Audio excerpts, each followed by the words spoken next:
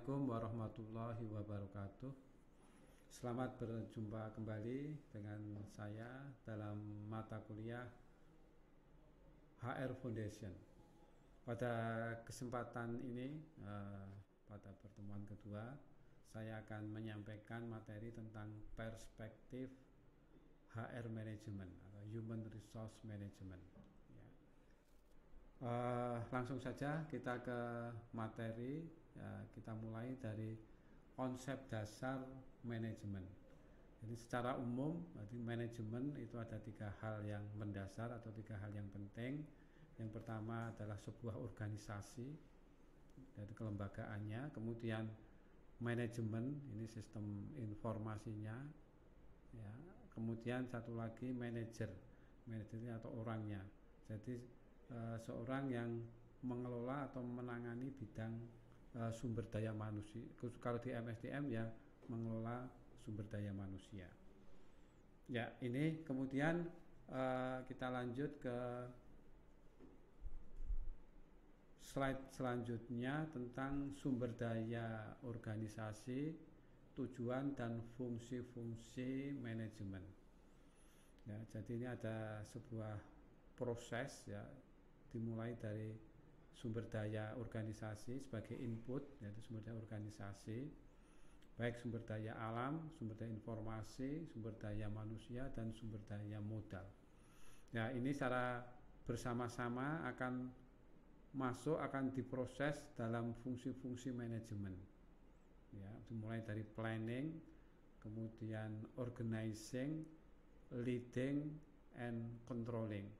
Ini akan diproses di sini, kemudian akan menghasilkan untuk mencapai tujuan organisasi atau tujuan perusahaan, yaitu pencapaian suatu keadaan yang disebut sebagai efektif dan efisien.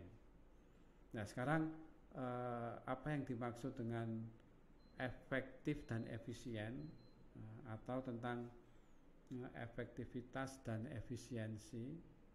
Jadi efektivitas dan efisiensi ini dua kata yang digunakan secara bersamaan atau yang saling melengkapi, yang menjadi satu kesatuan. Jadi kalau efektivitas ini berkaitan dengan pencapaian tujuan, kemudian kalau efisiensi ini berkaitan dengan cara pemanfaatan sumber daya. Ya, jadi hal yang ideal atau yang diharapkan ini tujuan itu tercapai atau disebut sebagai efektif dan dengan cara yang efisien atau sumber daya dimanfaatkan dengan baik dengan biaya yang minimum, menghindari pemborosan. Ini masuk dengan efisien. Jadi garis kotak yang berwarna biru ini kotak yang ideal. Kemudian yang sebaliknya yang harus dihindari bagi sebuah organisasi ini adalah keadaan yang tidak efektif dan tidak efisien. Ini yang dihindari. Kemudian kalau berwarna merah ini efektif, tujuan tercapai, tetapi tidak efisien, ini juga tidak baik. Atau sebaliknya tidak efektif tetapi efisien, ini juga tidak baik. Jadi yang ideal yang diharapkan itu efektif dan efisien, tujuan tercapai, kemudian sumber daya dimanfaatkan dengan baik, produktivitas tinggi, biaya minimum, itu yang diharapkan. Kemudian selanjutnya, jadi sumber daya manusia ini merupakan sumber daya yang penting, yang sangat menentukan di dalam sebuah organisasi. SDM karena penting, maka SDM itu harus dikelola dengan baik, ya, dikelola dengan baik untuk meningkatkan efektivitas dan efisiensi atau efektivitas dan efisiensi bagi organisasi atau perusahaan. Kemudian melihat betapa pentingnya sumber daya manusia dalam perusahaan, maka dibutuhkan manajemen sumber daya manusia. Jadi manajemen sumber daya manusia ini adalah sebuah ilmu atau ilmu untuk mengatur sumber daya manusia atau human resource tadi. Ya, kemudian selanjutnya kita ke pengertian tentang MSDM atau definisi manajemen sumber daya manusia.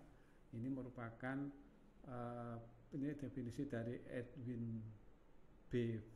Filippo, ya, Edwin Filippo, yaitu sebuah pengertian MSDM itu mencakup ini perencanaan, pengorganisasian, pengarahan dan pengawasan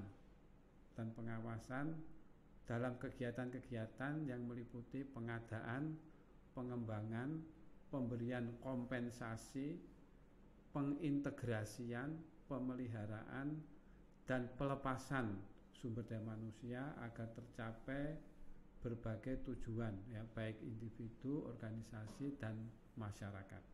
Nah, sekarang kita ke tujuan dari MSDM, ya, tadi, ya, tujuan ada 4 tujuan MSDM.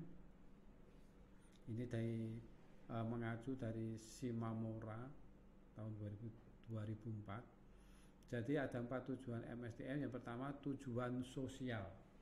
Jadi tujuan sosial ini tujuan yang berkaitan dengan lingkungan sekitar perusahaan.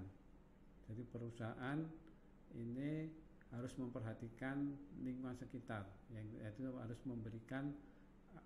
memiliki apa yang disebut sebagai CSR, ya, Corporate Social Responsibility. Jadi tujuan yang berkaitan dengan lingkungan sosial. Kemudian yang kedua itu tujuan organisasional. Jadi tujuan organisasional ini tujuan bagi organisasi perusahaan itu sendiri, ya, seperti menyediakan tenaga kerja, mendayagunakan tenaga kerja secara efektif dan efisien, mengembangkan kualitas kerja, dan seterusnya. Ini tujuan organisasional. Kemudian ada tujuan fungsional. Ya, ini berkaitan dengan fungsi MSDM itu tentunya. Jadi mempertahankan kontribusi Departemen SDM pada tingkat yang sesuai dengan kebutuhan organisasi melalui penyediaan berbagai program SDM. Tujuan fungsional, ya. Kemudian ada tujuan individual. Ini berkenaan dengan individu atau berkenaan dengan masing-masing karyawan itu sendiri, ya. Jadi ini merupakan tujuan pribadi, ya, dari tiap anggota organisasi atau perusahaan yang hendak dicapai melalui aktivitasnya di dalam organisasi tersebut, ya. Kemudian selanjutnya kita ke fungsi MSDM. Ada 2 fungsi. Yang pertama fungsi manajerial dan fungsi operasional. Nah, pertama untuk fungsi manajerial ini ada planning, perencanaan, kemudian ada organizing atau penataan, ya. Ini seperti fungsi manajemen secara umum. Kemudian yang ketiga ini ada actuating atau pengarahan. Kemudian yang keempat ada controlling atau pengendalian. Ya, ini pengendalian ini untuk melihat apakah rencana yang sudah ditetapkan di awal ini tercapai atau tidak. Targetnya bisa dipenuhi atau tidak. Ini disebut controlling atau pengendalian. Kemudian fungsi selanjutnya dari MSDM ini fungsi operasional. Ya, fungsi operasional ini dimulai dari pengadaan, ya, pengadaan karyawan, ya, atau rekrutmen pengadaan. Ini setelah melalui analisis pekerjaan, kemudian perusahaan melakukan rekrutmen. Kemudian setelah diperoleh karyawan, maka fungsi selanjutnya fungsi pengembangan, ya, development, pengembangan. Kemudian berikutnya ada fungsi kompensasi, kemudian ini pemberian kompensasi pada karyawan, kemudian integrasi, fungsi integrasi, dan yang terakhir pemeliharaan, dan yang terakhir adalah pemisahan. Pemisahan di sini mengembalikan pegawai ke masyarakat, ya, ke masyarakat agar pegawai tadi dapat pensiun ya, dapat menyelesaikan pekerjaannya atau dapat usia pensiun dengan aman ya, dengan aman dengan cara memberikan dana bagi mereka yang akan pensiun. Ini pemisahan ini tujuan yang bersifat fungsional.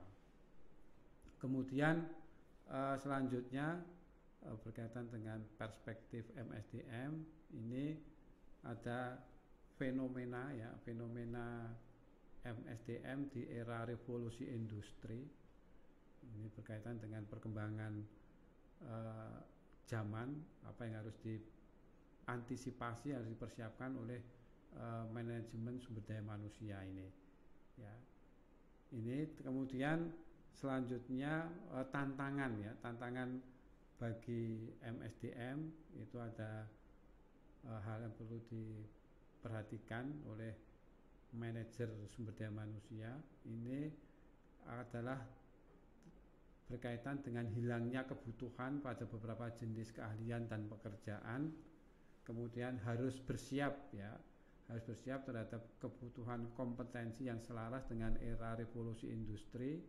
Kemudian MSDM ini harus cermat meneliti aktivitas usang atau aktivitas yang sudah out of date atau ketinggalan zaman, dan menata ulang aktivitas masa depan dari sistem human resource management, terutama human capital ya.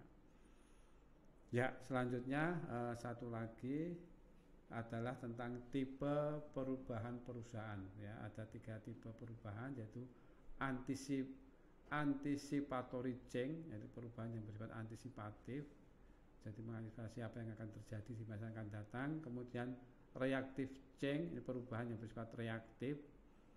Dan satu lagi planet atau strategic change. Ya, ini tentang tipe perubahan perusahaan. Demikian untuk materi perkuliahan tentang perspektif MSDM. Kita jumpa lagi di materi selanjutnya. Wassalamualaikum warahmatullahi wabarakatuh.